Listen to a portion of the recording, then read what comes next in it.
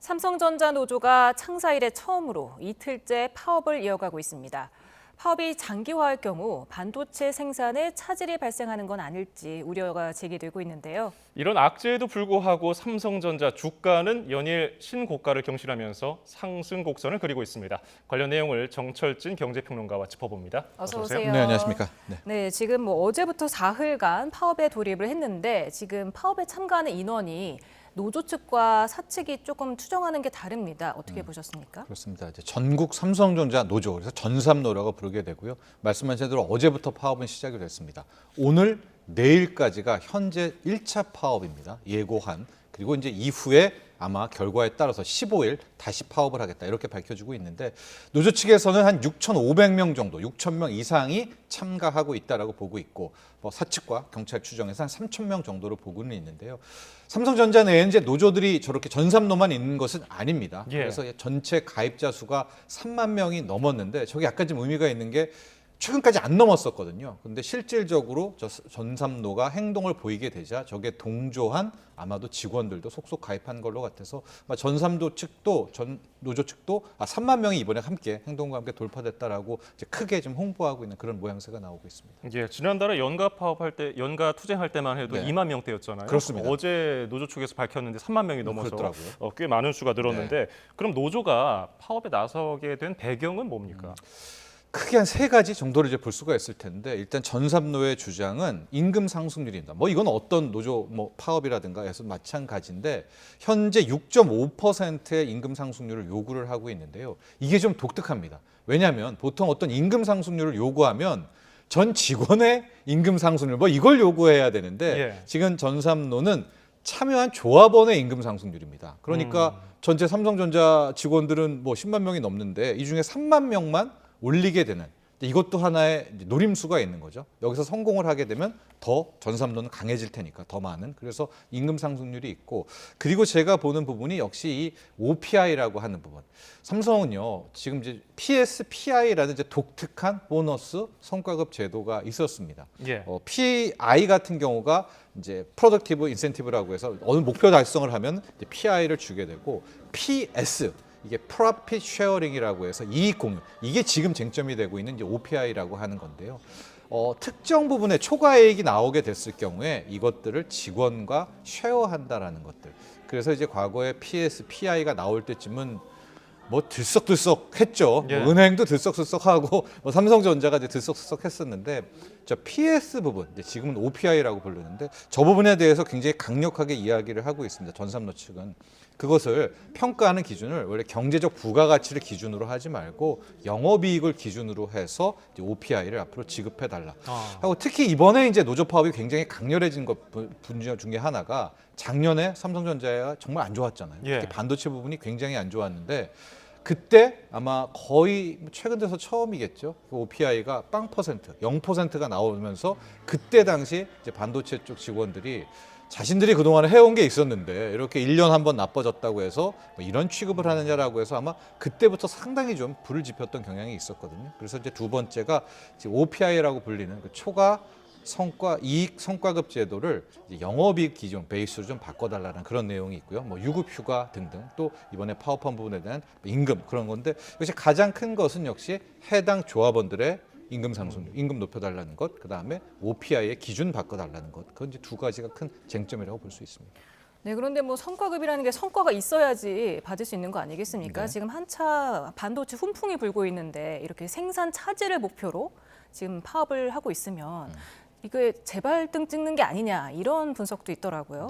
근데 오히려 여기를 더 노리게 되는 거죠. 이렇게 되면 올해가 더 좋아진다면 결과적으로 지금 매듭을 지어 놓으면 이제 앞으로 받게 될 성과급은 더 높아지지 않겠는가 또 이런 포석도 함께 생각해 볼 수 있겠습니다. 노조 측에서는. 네, 지금은 3일 파업인데 다음 주 월요일 15일에 만약에 지금 내일까지 노사협상이 진전이 없으면 다음 주 월요일 2차 파업을 닷새 동안 들어간단 말이죠. 그렇게 되면 아무래도 좀 영향을 미치지 않을까요? 저도 그렇게 보고 있습니다. 이제 어제 시작했고 오늘 내일까지 이어지는 이제 일명 1차 파업이라고 얘기하겠습니다. 여기까지는 사측도 그랬고 노측도 그렇게 큰 차질이 있었다라고 주장은 하지 하지는 않아요. 아마 이 3일간은 잘 넘어갔을 것 같습니다. 반도체 공정 라인에도 큰 문제가 없었을 것 같은데, 근데 문제는 방금도 앵커께서 지적했듯이 이게 해결이 안 되면 이제 15일부터 일종의 이제 2차 파업에 돌아가게 되는데, 그때는 더 거세질 거란 말입니다. 기간도 길고. 지금 계속해서 회사 측에서는, 삼성전자 측에서는 이번 파업으로 인해서 생산 라인에 차질은 없었다 이야기를 하지만, 뭐 여기 파업하는 쪽 분들이 다 이 반도체 라인 쪽이었고, 예. 뭐 삼성전자 공장이 뭐 무인 공장도 아니지 않습니까? 그러니까 아마 2차 파업에 돌입하게 될 경우에는 어떤 식으로든 분명히 생산에 뭐 차질은 있을 가능성이 높다, 이렇게 분석되고 있습니다. 예. 파업 얘기가 나왔으니까 잠깐 현대차 얘기를 하면은 네. 이번에는 노사 합의가 잘 됐나 봐요. 네. 뭐 별다른 잡음 없이 이 협의가 일어났네요. 그렇습니다. 어젯밤에서 오늘 새벽에 아마 속보가 떴었고, 예. 이제 거의 뭐 100% 확실은 아니지만 이 정도 안이 나왔었으면 아마 토교가 되지 않았나 보고 있습니다. 6년 연속 아마 파업 없이 지속되는 것이고요. 내용을 굳이 제가 뭐 다 그거에 설명할 필요는 예, 없을 예. 것 같은데, 왜 현대차가 중요하냐면 지금 뭐 합의가 되고 중요한 순간에 파업 없이 넘어가는 그 이전을 보면 실은 현대차도 노조와 사측 간에 엄청난 갈등들이 있었고, 그것 때문에 뭐 주가에도 영향을 미쳤고, 이제 그런 것들의 시행착오와 경험을 거쳐서 이제 거의 6년 연속 파업 없이 가게 되는데, 예. 삼성전자 얘기를 하려고 그러는 거예요. 삼성전자는 아직까지 이런 경험도 없고요. 첫 파업을 맞이하게 되고요. 지금 전삼노가 주장하는 것들을 이걸 받아들여야 될지도 모르겠고, 그렇다면 타협이라든가 이런 걸 해본 경험들이 없지 않습니까? 예. 그러니까 자칫 여기에서 아예 더 거세지건 극단적으로 갈 가능성도 분명히 있거든요. 그런 점을 우리가 꼭 유의를 해야 될 것 같습니다. 네, 이런 파업에도 불구하고 삼성전자 주가가 연일 상승세를 기록하고 있습니다. 이에 대한 시장 반응 어떻게 해석을 해야 될까요? 그렇죠. 아직까지 시장에서는 뭐 반도체 생산 라인이 멈추거나 하지는 않을 거야라는 쪽에 더 큰 힘을 기울이고 있고요. 최근에 삼성전자 이제 실적 부분으로 가게 되면 이번에 이제 잠정 속보치 같은 경우가 거의 깜짝 오브 더 깜짝 실적이 나왔었습니다. 영업이익 같은 경우가 시장 예상치가 한 8조 4천? 가장 많이 높이 부른 증권사가 마지막에 8조 9천억을 불렀는데, 뚜껑을 열고 보니까 앞서 잠깐 나왔었죠. 예. 10조 4천억의 영업이익이 이제 나오게 되면서 시장의 높은 예상치도 다 비트를 하는 그런 결과가 나왔는데요. 내용을 놓고 보면 삼성전자가 메모리 반도체잖아요. 근데 요즘은 메모리 반도체도 레거시와 첨단 뭐 이렇게 좀 나뉩니다. 예. 그래서 첨단 메모리 반도체를 우리가 소위 말하는 HBM이라고 말하고, 우리가 익숙한 D램 반도체, 뭐 낸드 플래시 이런 것도 이제 레거시 반도체라고 이야기를 하는데, 카테고리별로 이번에 사업 부분별로는 안 나왔지만 지금 이 전통 레거시 쪽이 상당 부분 선방한 걸로 좀 보여지고 있거든요. 왜냐하면 영업이익이 10조가 나오려면, 그러면 앞으로 어떤 추론이 가능하냐? 지금은 못 하고 있지만 만에 하나 HBM3E에서 8단이든 12단이든 엔비디아와의 체결만 된다면, 이제는 전통도 상당히 레거시도 강하고 있는데 HBM 첨단 반도체 메모리 반도체도 잘하게 되면, 시장에선 그럼 다시 한번 삼성전자의 가장 좋았던 그때를 생각할 수 있는 것 아니야? 이렇게 좀 생각할 수 있어서 현재 수급이라든가 특히 외국인들과 삼성전자의 사랑은 이제 상당하거든요. 그래서 이제 마지막 남은 이제 실적 측면에서 활용 점정은 뭐 내일 또 갤럭시 언팩 행사가 있기는 하지만, 결국은 이 HBM3E에서 삼성전자가 해내는지 수율을 뭐 적어도 30% 이상, 그러니까 10개 만들면 3개에서 5개 이상은 이제 완제품을 만들어내는 것까지 성과를 내서 엔비디아가 계약을 체결한다면, 실질적으로 이건 상당히 주가적인 측면에서는 상승 포텐셜이 크다, 이렇게 볼 수 있습니다. 얼마까지 오를 거라고 보시는지요? 저는 만약에 이제 HBM이 변수이긴 하지만 뭐 그게 됐다라고 하면 전고점이 93,000원대가 있지 않습니까? 그 정도는 충분히 갈 수 있지 않나. 93,000원의 전고점은 제칠 수 있지 않나 보고 있고, 또 하나가 삼성전자의 뭐 장점이자 단점도 될 수 있는데, 삼성전자 같은 경우에 우리나라 코스피 시가총액의 거의 이제 20%를 차지하잖아요. 예. 그래서 일종의 이제 ETF, 패시브 펀드라고 하죠. 한국 주식을 사고 싶은 사람이 개별 주식을 안 사고 전체를 뭉텅거리면서 사는 그런 돈이 들어올 때는 삼성전자를 또 그냥 그게 뭐 반도체와 상관없이 같이 담아야 되는 그런 효과가 있거든요. 그래서 그런 패시브 자금의 유입까지 간다면, 저는 뭐 종 뒤에 또 얘기하겠지만 뭐 달러 약세 국면까지 나오면 코스피의 상승의 후광 효과도 함께 받을 수가 있다, 이렇게 보고 있습니다. 예, 다음 주제 보겠습니다. 가계부채가 지나치게 빠르게 늘고 있다는 지적이 있습니다. 7월 들어서만 5대 은행 대출 규모가 2조 넘게 늘었는데 왜 그렇게 분석됩니까? 아마 집 살려고 그런 것 같아요. 5월 달, 6월 달도 심상치가 않았었거든요. 6월 달 같은 경우에도 한 달에 5조 원대, 다시 6조 원대 육박하는 가계대출 증가가 나오면서 이게 이제 과거 영끌족들만 나왔던 그런 시대를 향해 가고 있는데 문제가 7월이 이제 얼마 되지도 않지 않았었습니까? 근데 벌써 2조 원 이상이 늘어난 거예요. 그러니까 저런 추세라면 5월, 6월 못지않게 7월에는 6조 원대 이상까지도 한 달입니다, 여러분. 한 달에 가계대출이 늘어날 수 있지 않을까라고 보여지고 있고 저기 지금 신용대출과 주담대 두 개를 함께 포함한 것이 보통 이제 뭐 영끌족들을 포함해서 일반적으로 집을 살 때 주담대로 이게 잘 안 채워집니다. 그럴 경우에는 이제 신용도 갖다 써서 하기 때문에 신용도 함께 포함하고 있고 신용의 또 다른 측면은 이제 경기가 어려울 때 신용대출 많이 받지 않습니까? 그래서 이제 저렇게 함께 되고 있는데 분명히 현재는 저 가계대출 폭증세는 레드라인, 빨간불로 들어오는 건 맞습니다. 네, 지금 뭐 주식을 하기 위해서도 또 빚을 져서 또 투자하는 그런 열풍도 좀 불고 있는 것 같습니다. 그리고 지금 집 살려고 지금 주택담보대출을 많이 받는다 하셨는데 이미 6월 계약분이 신고 기한이 남았는데도 서울 아파트 거래 신고가 5천 건을 넘었습니다. 이건 어떻게 보셨어요? 그렇죠. 서울 아파트는 거래량과 거의 일정하게 보여주는 가격이 보여준 패턴이 있는데요. 서울 아파트 가격이 뜨겁다, 급등한다라고 할 때는 한 달에 월별 매매가 10,000건 이상 나옵니다. 하고 8,000건 이상을 올라가게 되면 일단 이제 완전히 상승세로 돌아서게 되는 거고요. 애매한 구간이 이제 5,000건 하고 6,000건입니다. 그러니까 5,000건, 6,000건에서 여기를 돌파하면 이제 서울 아파트는 집값 상승으로 가게 되는 거고요.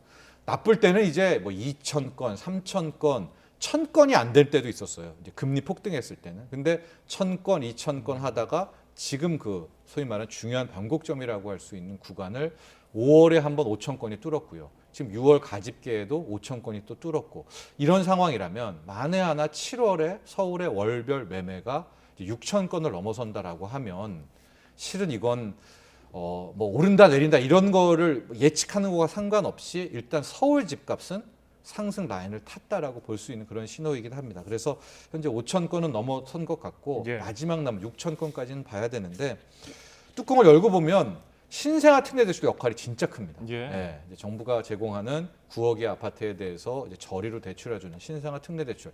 작년에는 보금자리로 있었지 않습니까? 이제 이 두 개의 정책 모기지가 상당 부분이 주택 매수를 좀 불러일으킨 경향이 있거든요. 그렇기 때문에 아마 당국에서도 좀 상당히 고심을 할 것 같아요. 이게 신생아 특례대출이다, 뭐 저출생 대책이다 이런 식으로 해서 이걸 내놨는데 이게 결국은 다시 집을 사는 수요, 근데 또 가계대출을 받게 되고 또 집값을 부추기게 되고 이런 역효과가 나온다면 당국도 고민해 봐야 되지 않을까라고 해서 최근 들어서는 또 당국이 오히려 금리를 좀 올려라라기보다 이제 가상금리를 그만 깎아줘라 뭐 이제 이런 식으로 또 얘기하는 또 그런 웃지 못할 해프닝도 있었습니다.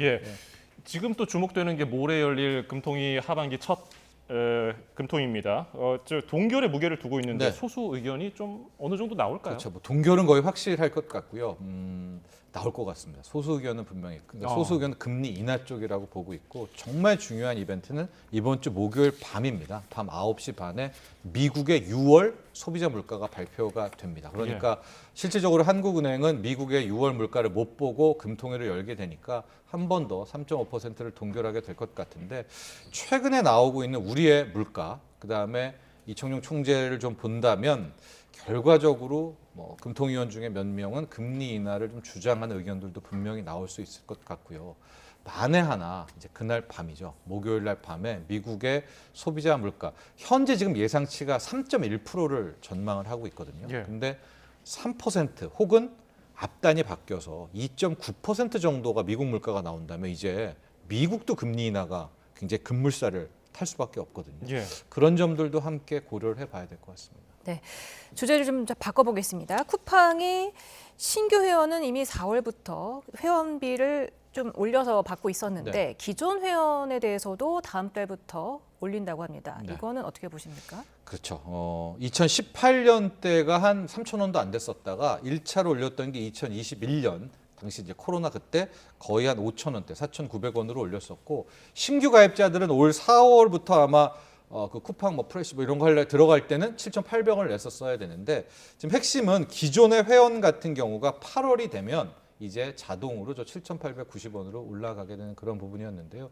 지금 이제 공정위에서 엊그제같이 계속 주장했던 그 다크 패턴이라는 건 뭐냐면 이제 올릴 때 신규 회원은 이제 들어가면 딱 올렸으니까 딱 알잖아요. 아, 예. 7,900원이다. 근데 기존 회원 같은 경우에는 저희도 막 이렇게 방송하지만 이런 거 신경 안 쓰는 분들도 많잖아요. 올렸는지 내렸는지. 그때 상품을 결제할 때 그 문구에다가 8월부터 이제 올라갑니다. 이렇게 그걸 이렇게 자동으로 넣었다는 거예요. 공정위가 말하는 다크 패턴이. 근데 그러면 안 보잖아요. 그냥 누가 그거를 요즘에 하나씩 뭐 읽는 분도 계시지만요. 그래서 그걸 분리해야 된다라고 이제 고지를 했고 여기에 대해서 바꾼 것 같아요. 그래서 쿠팡이 이제 아마 따로 이번에 인상에 동의하십니까? 동의하지 않으면 회원 탈퇴겠죠. 이제 그런 버튼을 눌렀는데 아마 이런 것들까지 좀 이슈가 되는 걸 보면 이제 쿠팡의 이제 월 회원 요금 인상도 당분간 굉장히 많이 좀 이슈가 될 것 같습니다. 이게 지금까지는 구독료를 올려도 그렇게 회원 수가 빠져나가지 않았거든요. 네. 지각 변동이 생길까요?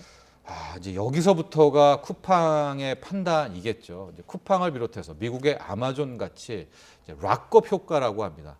처음에는 온갖 혜택을 다 주고 예. 그냥 뭐 평생 잘해줄 듯이 해서 완전히 이제 자기 안에 있는 가두리죠. 자기의 그 목장 안에 모든 사람들을 담아놓은 다음에 락업 시킨 다음에 그때부터 이제 가격을 올리면서 엄청나게 이익을 뺏는 이제 뽑아내는 이제 그런 전략이고 아마존은 성공을 했습니다. 그래서 이제 미국은 아마존 제국이라고 하는데 쿠팡도 이 길을 따라가는 것 같습니다. 그래서 이제 올 8월부터 기존 회원에 대해서도 거의 8,000원 가까이로 이제 월 회원료를 올렸다는 것은 자체적인 경영진의 분석이 제가 보기에는 뭐 락업 효과가 완성됐다라고 보는 것 같습니다. 로켓 배송이라든가 뭐 혹자는 쿠팡 없으면은 못 산다 뭐 이런 얘기가 나올 정도가 됐기 때문에 예. 저 역시도 이런 결정을 내렸다라는 것은 아마 쿠팡 회원의 급격한 이탈은 좀 없지 않을까 이렇게 분석도 되고 있습니다. 네, 뭐 쿠팡뿐만 아니라 각종 구독료가 계속 인상되고 있고 또 본격적인 장마철이 시작되면서 지금 채소값이 또 심상치 않습니다. 네, 지금 보니까 뭐 각종 채소들이 거의 20%에서 30%씩 다 오른 것 같아요. 예. 상추, 쌈, 시금치, 오이 등등이 올라가고 있는데 결국 이제 저것들은 또 석 달 만에 또 바뀌고 하니까 정작 중요한 것은 역시 과일 쪽입니다. 이 사과, 배 쪽은 지금 뭐 어떤 해법이 없어 보이거든요. 저대로 두면 내년에 또 오를 수밖에 없어요. 작황이 지금 계속 안 좋기 때문에. 그러면 이제 조심스럽게 지금은 이제 야채류지만 과일도 이제 수출을 해야 되는 것 아닌가? 소위 말하는 그 8대 과일, 10대 예. 과일에 대한 그것도 함께 분명히 하반기에서는 이슈가 될 것 같아요. 채소를 재료로 만드는 외식 가격은 어떻습니까? 지금은 외식 가격이 인건비 때문에 더 큰데 지금 예. 원재료까지 가져오려면 굉장히 클 것 같고요. 지금 우리가 다 외면하고 있는 부분이 소상공인 분들이거든요. 저 외식가가 오르면 절대 소상공인들, 사장님들이 반겨라하지 않습니다. 아하. 지금 왜냐하면 냉면이 우리가 얼마까지는 사 먹을 수 있을까라고 할 때 글쎄 2만 원 하는 냉면을 먹을까요? 상상이 안 되는군요. 그렇죠. 예. 칼국수가 12,000원이 10,000원이 넘는다. 선뜻 사 먹을까요? 그러면 그 사장님들은 못 올리잖아요. 그럼 자기의 마진을 줄일 수밖에 없는. 그래서 최근에 좀 보면 뭐 우리 여기 YTN에 있는 상암동에서도 맛집이라고 하는 그런 좀 백반집들이 속속 다 문을 닫았었어요. 이제 예. 그게 가격은 올려야 되는데 올리면 손님들은 끊기고 아마 못 올리니까 손실은 커지고 그래서 그냥 폐업을 결정하지 않았나 또 그런 생각도 해봅니다. 네, 알겠습니다. 경제 이모저모 정철진 경제평론가와 짚어봤습니다. 오늘 말씀 감사합니다. 고맙습니다.